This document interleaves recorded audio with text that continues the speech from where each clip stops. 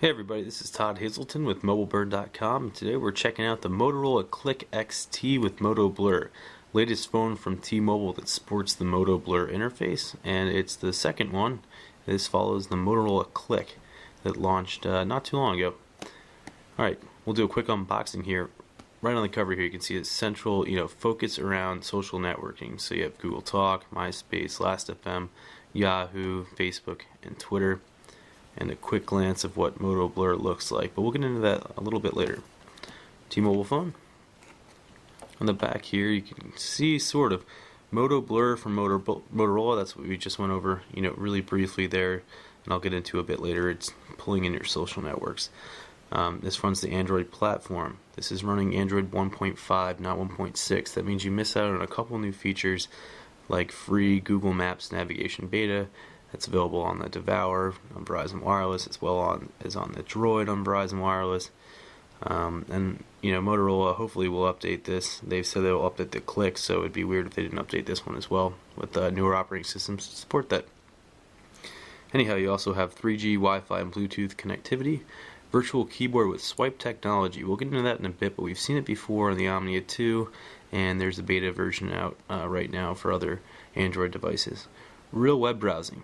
That means that you're going to get flashlight support in the web browser, and I believe it's for Flash 8.1, not quite the 10.1, I believe, Flash support that you're looking for these days, but not too bad anyhow.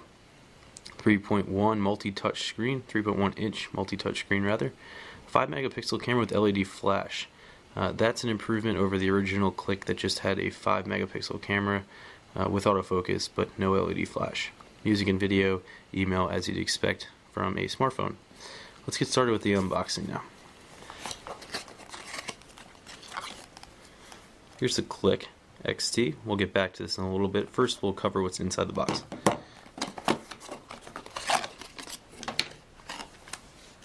A start guide. So cover everything from the application tray from Android, if you've never used Android before, to your widgets, covering the Happenings widget. I'll touch on that in a bit. Audio postcards, visual voicemail. Good start guide for people that have never used Android before. Recommend you read something like this ahead of time. Charging port. This obviously takes the USB 2.0 cord, plugs in your wall like so. Great for portability. Here's the cord.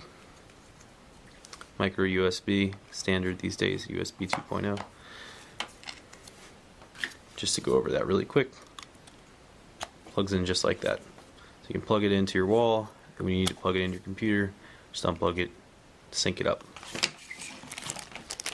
3.5mm headphone jack. You can see there's a microphone there, so that means you can take calls while you're listening to music. Here's a second rear panel. It's a purple colored one with a little Motorola logo here. Means you can replace the sort of matte black textured finish one here with this custom one, although it feels a little plasticky, chintzier, as opposed to this one has a little texture, but nonetheless. Moving on, swipe. Click XT uses swipe keyboard. It's an option. You can actually swipe your finger along the letters and it identifies words for you. We'll get into that once I boot it up. A little bit of an advertisement here. You can register it with your phone. Terms and conditions, return policy, limited warranty. This will go over your early termination fee, stuff like that. That involves your T-Mobile contract, as well as safety, regulatory, and legal information about your new Motorola Click XT.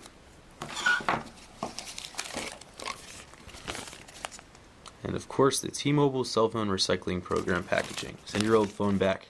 You're not going to use it, or give it to a friend that needs one. So send it. Just put your phone in there and mail it away. Perfect. Alright, let's take a look at the phone itself. Okay, before we get the phone booted up, let's just quickly look over its external features. Here you can see the front. We have a large 3.1 inch display. It's a 480 by 320 pixel resolution. Looks pretty sharp. I booted up a little bit earlier and I thought it looked pretty good, especially under sunlight. It seemed to be bright enough so far, but I'll touch on that more in my review. Right below that you have your menu key, a search button that works in most menus, home key to quickly return to the home screen, and a return key. This is a new optical pad. It's both good and bad. It's good for selecting links if you need to, small ones on home pages or websites rather, but not necessarily great for those Android gamers out there if you want a 5-way directional pad for your NES or SNES emulators or any of the games in the Android market. It's not that great for it because you really have to swipe instead of click up and down, left and right. But to each his own, so if you're not worried about that, then it is a good way of navigating around the phone. Otherwise, of course, there's always the touchscreen to move around. Go around the device. We have the volume keys here. This is up and down, nice silver look. Micro USB hatch here, or port rather, for charging. You have your 3.5mm headphone jack on the top of the phone. Here we have the power key, and you can hold that down and actually lock it as well. And your camera quick launch button.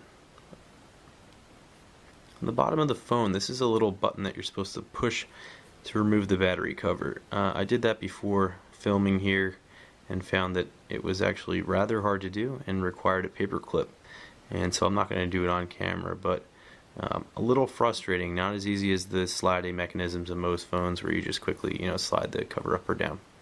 And of course on the back, as I've already touched on, is the 5-megapixel camera, flash, and this replaceable cover. Alright, let's get the phone booted up and check out the operating system. Okay, here we're looking at the home screen. This is what Motorola calls Moto Blur. This provides you with 5 different screens to customize. You can see them swiping at the top there. You can see which screen I'm looking at across all 5. Now, what is Moto Blur? Moto Blur is a focus on social networking. So you have Twitter here. This is a Twitter update. Here's my most recent Twitter update, messages. It brings all of these things together into one inbox, into an easy to find view on your home screen. So I can click this right here. This brings up happenings.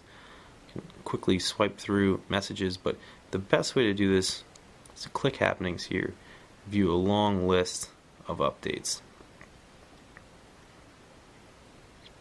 But that's not all that Click is about, or Moto Blur rather. If you go into your messaging,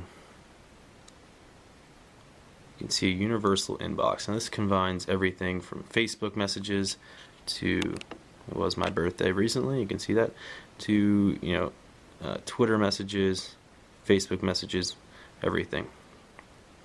That's what Moto Blur's main focus is bring everything easy, quick to the home screen. That's not it. This phone makes a number of improvements over the original Click. For one, it comes with Slacker Radio. Big fan of Slacker Radio. But it also comes with, I'll show you 2 keyboards. Here's the first keyboard. A little better than the Android standard one. So here I'm just writing up top. You can see it's just tap to type there. But if I go back home, launch the menu again, you see a little bit of sluggishness there. Locale and text, input method. Now if I switch it to swipe,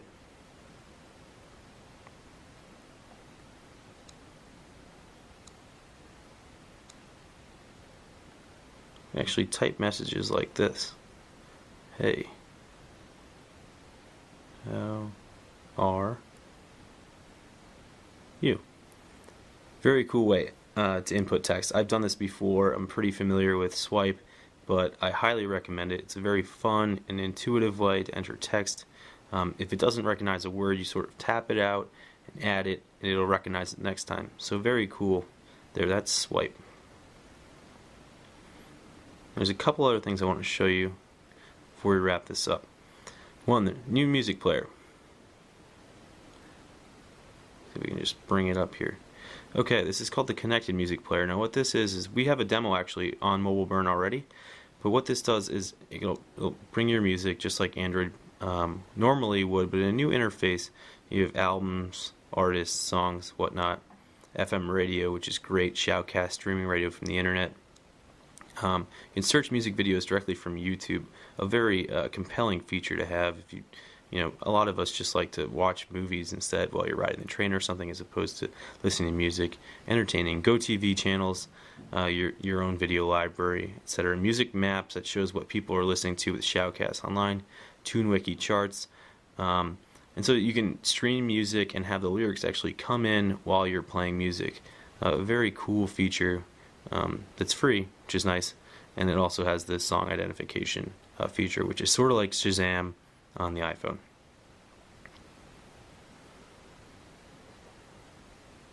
I guess I'll go over quickly for you. Moto Blur accounts. You can add accounts. Here are my standard ones, but you can also add a Last.fm account, another email account. This is for like Popper IMAP, because unfortunately, as it's part of Android 1.5, you can only have one Gmail account. So to add anything else, you'd need a Popper IMAP or a corporate sync account, which would be Exchange. Now you have Picasa, PhotoBucket, Yahoo Mail, MySpace. But as you can see, I just have Facebook, Google, Twitter set up right now. Another new feature here, really quick. If you want to dial by contact, now I don't have very many contacts in here just yet, but on the previous click, you'd have to actually pull out the keyboard to start typing here, and now they actually pull up the software keyboard for you, so you can search by contact quicker. Previously, I used to prefer to use the social tool here, my whole address book, and create different profiles, so I would have favorites, etc. Okay, so that's a quick rundown of the Motorola Click XT for T-Mobile. It's going to be available in March. Pricing is not yet announced, but we look forward to bringing you a full review. This is Todd Hazelton with MobileBurn.com.